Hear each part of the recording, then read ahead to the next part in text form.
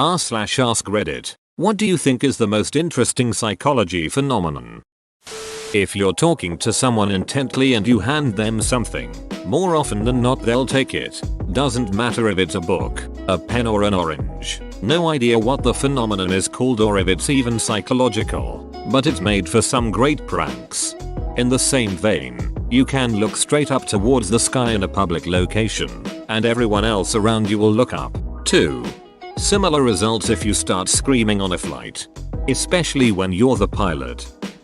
Locus of control. Lock. Lock basically is how you view control over your own life. People either have an internal lock where they believe they have the power to control their own lives, or an external lock where you believe everything in life comes from a source other than yourself. I got fired because my boss hates me. I was late because traffic, etc. Now, what's interesting is that studies have shown people with an internal lock find greater satisfaction and success in almost every aspect of life, except one, being in a nursing home.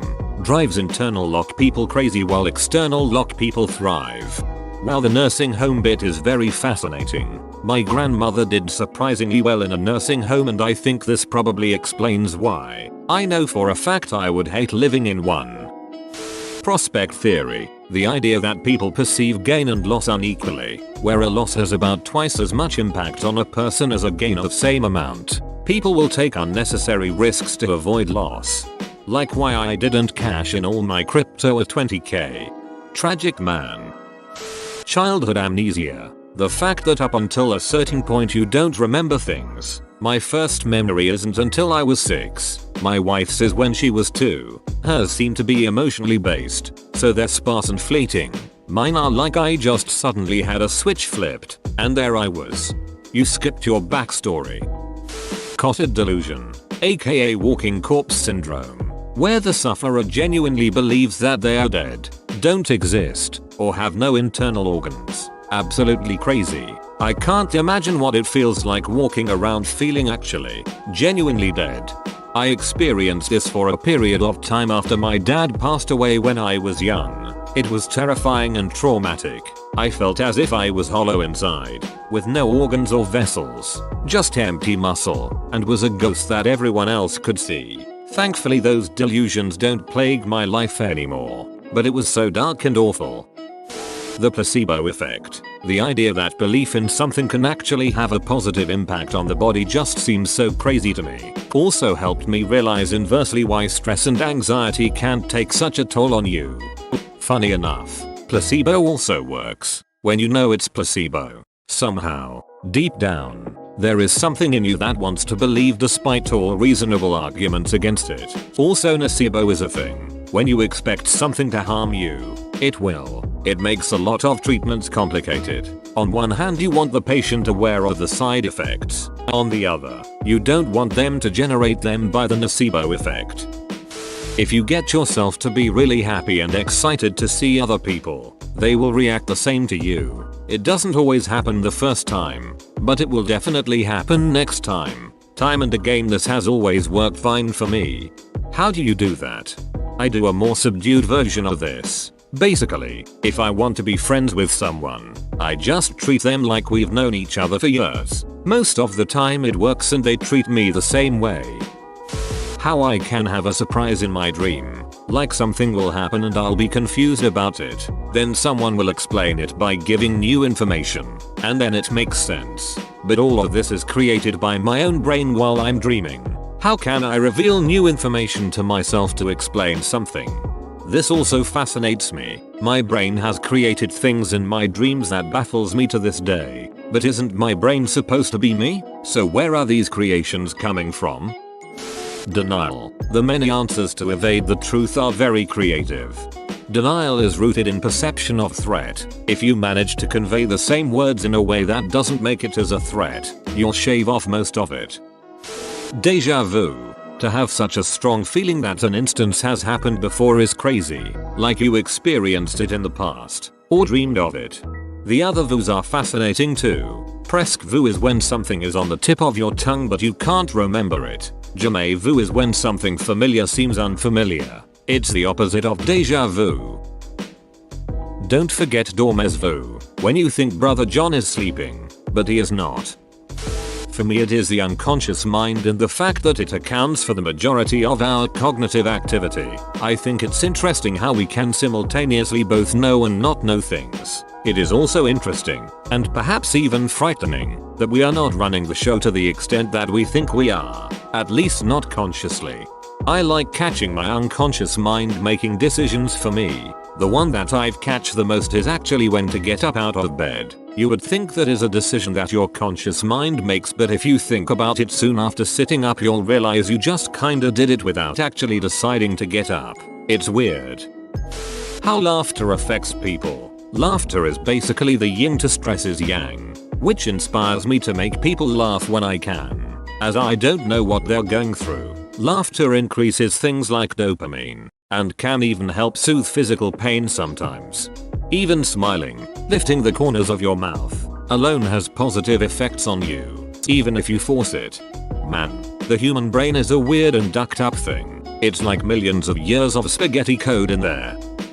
Playing. When two animals play with each other, they both communicate aggression. They show fangs, claws, they bite, they go for the neck, etc. Everything about it should communicate danger, but they never feel endangered, even when one animal accidentally hurts another. This happens even when animals are playing with animals they have barely known for some time. It blows my mind how the right context completely transforms all the communication between animals who play. My understanding is that dogs have little pauses throughout a play fight that confirms it's just playing, and that dogs get so riled up when humans play fight because they sometimes can't tell when it's for real. Dissociative disorders. A dissociative disorder is a mental disorder that involves experiencing a disconnection and lack of continuity between thoughts, memories, surroundings, actions and identity. People with dissociative disorders escape reality in ways that are involuntary and unhealthy and cause problems with functioning in everyday life.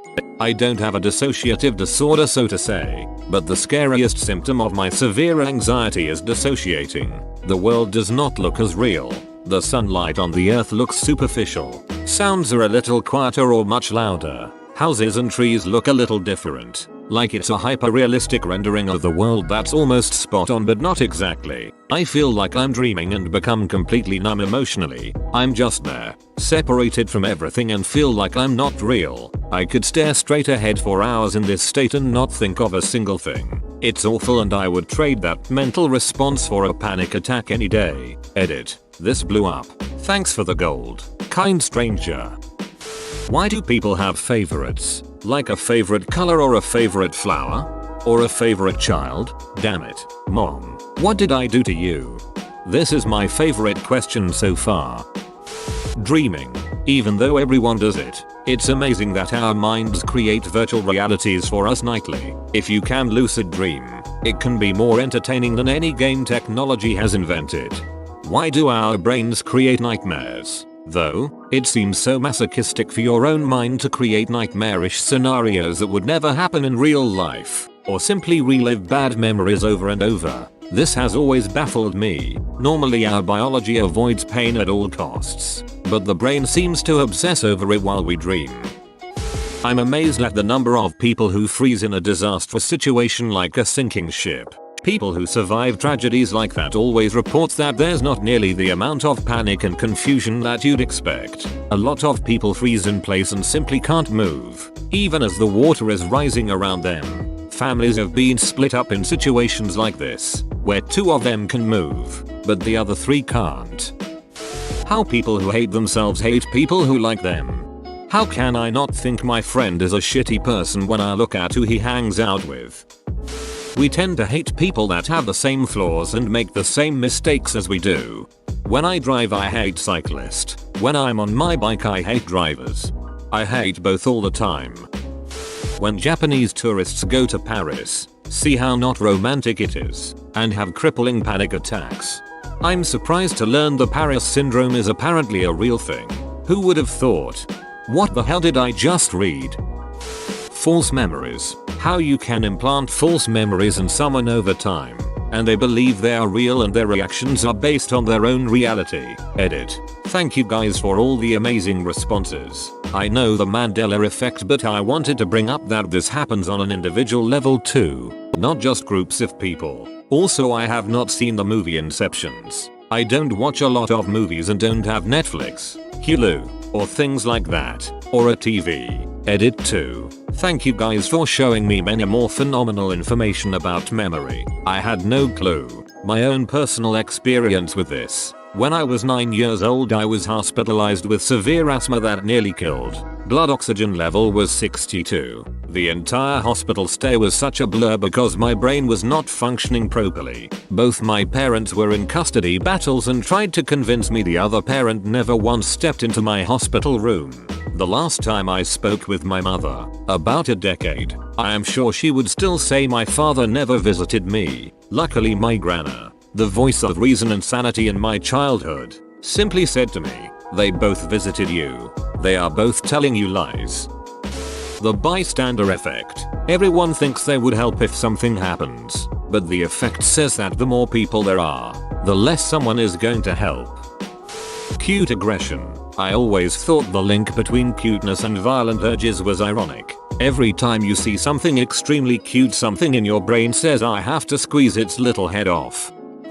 Phantom limb syndrome. The ability to feel sensations and even pain in a limb or limbs that no longer exist. Phantom limb syndrome is characterized by both non-painful and painful sensations. Non-painful sensations can be divided into the perception of movement and the perception of external sensations, exteroception, including touch, temperature, pressure, vibration, and itch. Pain sensations range from burning and shooting pains to feelings of tingling pins and needles, while phantom limb syndrome occurs only in amputees. Phantom sensations may be perceived in people who have survived strokes but lost function of certain body parts, or who have spinal cord injury or peripheral nerve injury. Phantom limb syndrome was first described in 1552 by French surgeon Ambroise Paré, who operated on wounded soldiers and wrote about patients who complained of pain in amputated limbs. The same syndrome was later observed and noted by French scientist, mathematician, and philosopher René Descartes,